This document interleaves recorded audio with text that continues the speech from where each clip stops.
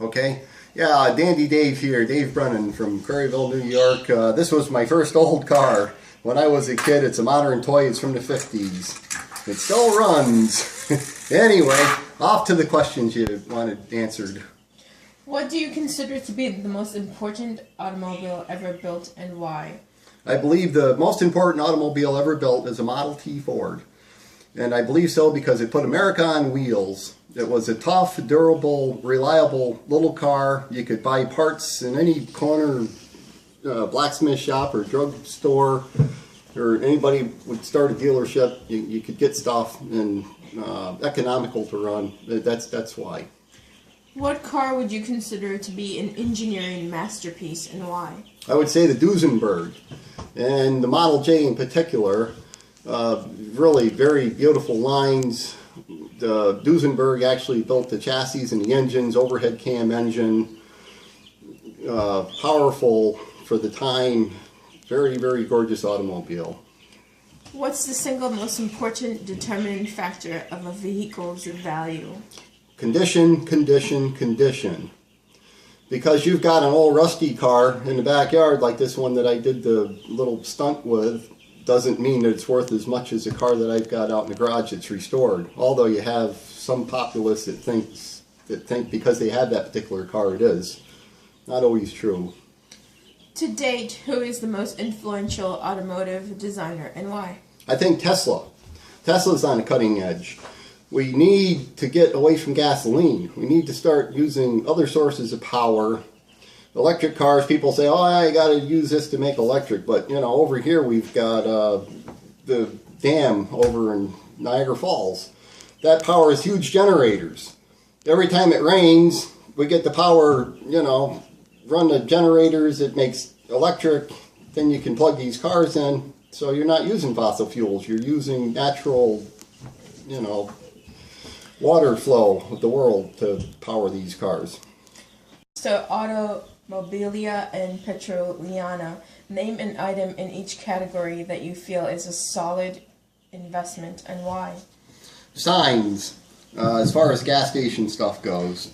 Signs and small signs, not huge signs. You get these big signs that are 6 foot in diameter or 4 foot in diameter. They're kind of hard to hang on a wall. Signs will always be on top. Early signs, colorful signs, rare signs, off-the-wall stuff. Yep, and as far as automobiles go, I believe the Duesenberg, hands down, will always be a very good investment.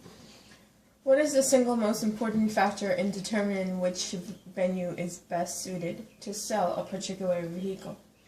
Well, it depends upon, again, condition.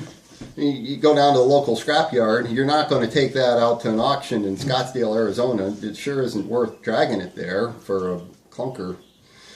A very high-end car, that's the car that you want to take to a high... What is your favorite car story you would like to share with your peers? Well, I've got a lot of car stories. If I could tell you the one about Henry Casavant when he stole the 1910 brush, but I should probably tell you about, suit this better, had a Pierce Arrow, friend with a Pierce Arrow. And he had, I don't know how many people look at the car. 1929, had a problem that would not run. Nobody could make the car run. The Pierce Arrow Club showed up. Everybody came around. Nobody could make it run. Finally, somebody told the guy, oh, call Dave Brennan. He fixes old stuff. He fixes tractors, machinery, cars, bulldozers, construction equipment, everything mechanical. So I went up there and I got under the hood of that car, and it took me about 4 or 5 hours, you know, going through this, going through that, sorting through stuff. I finally got the car to start up and run. Ran on 4 cylinders. I went back through and I'm looking through, because it's a straight 8 in this Pierce Arrow, of course. It's not a 6 or a 4, it's a straight 8. Yep, so I'm going back through everything, checking stuff. And there's a manifold, and there's a firing order on the manifold. Well, the firing order on the manifold matched the wires, but didn't match the engine. I got in one of the books the fella had there and got picking through it, and I found the right firing order for the Pierce Arrow. I rewired it to the Pierce Arrow firing order, and the thing started up and ran on all 8 cylinders. In your own vehicles? If yes, what was your greatest mechanical moment? Well, my greatest mechanical moment, of course, was a little shovel that you saw in the film earlier. Well, automobile. Well, what's that got to do with automobiles? That is the type of machine they use to help build the highways.